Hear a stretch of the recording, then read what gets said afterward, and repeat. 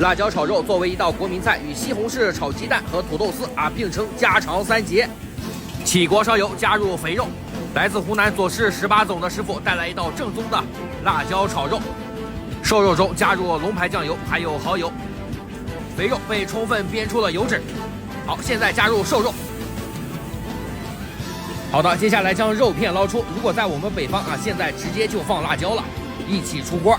但是在湖南一定要非常的讲究。锅中不放油，加入辣椒，这一步也非常的关键。不断的拍打锅底的辣椒，将它炒软。